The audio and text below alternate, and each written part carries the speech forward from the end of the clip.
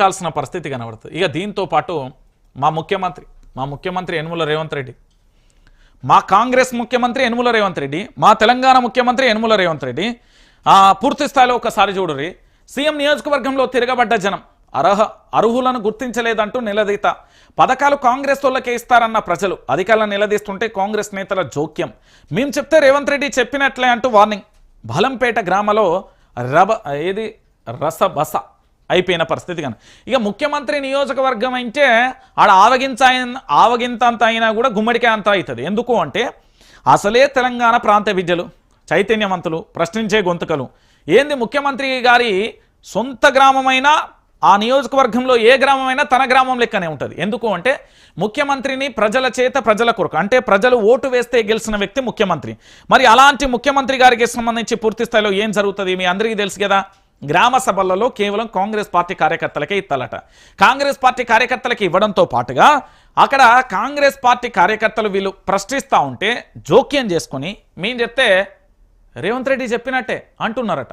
అయితే వీళ్ళేమన్నారంట, అయితే మీరు చెప్పినట్టు రేవంత్ రెడ్డి, అయితే మీరు రాజీనామా చేస్తే రేవంత్ రెడ్డి రాజీనామా చేసినట్టేనా అని అంటున్నారట.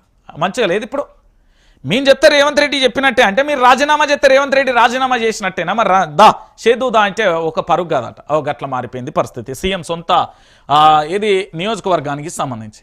ఇక దాంతోపాటు మా భూములు ఇయ్యం, ఇక్కడ మంచి పంటలు పండుతున్నాయి, వ్యవసాయం చేసుకుని బ్రతుకుతాం, మేము సాగు చేస్తేనే కొందరికి ఉపాధి, కంపెనీల కోసం మా జాగా ఇవ్వం, సబ్ కలెక్టర్లకు లగచర్ల రైతుల వినతి అంటూ కూడా చెప్తున్న పరిస్థితి కనబడతాం. సో పూర్తి స్థాయిలో భూములు ఇవ్వమంటూ కూడా ఇంకా లగచర్లకు సంబంధించి కొంతమందికి బెయిల్ నిన్నగాక మొన్ననే వచ్చినట్టున్నది. పూర్తి స్థాయిలో కూడా ఇంకా కూడా కన్నీటి పర్యంతమై ఇంకా కూడా కన్నీళ్లతోని పూర్తి స్థాయిలో ఇబ్బంది పడుతున్నారు లగచర్ల రైతులు. ఇప్పటికీ కూడా ఆర్తనాదాలు చేస్తున్నారు. వాళ్ళకి సంబంధించి ఈ ప్రభుత్వం న్యాయం చేయకపోయినా పర్వాలేదు కానీ అన్యాయం చేయకు అని నేనైతే అడుగుతా ఉన్నా. పూర్తి స్థాయిలో లగచెర్ల బాధ అంతా ఇంత కాదు.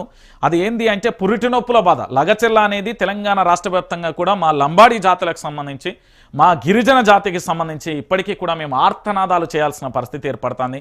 మరి ఇప్పటికైనా ప్రభుత్వం మేలుకుంటుందా లేదా అనేది కూడా చూడాల్సిన పరిస్థితి కనబడుతుంది. సో మొత్తానికి కేంద్రం ఒక అవార్డులను అయితే ప్రకటించింది. ప్రభుత్వ అవార్డులను ప్రకటించిన కేంద్రం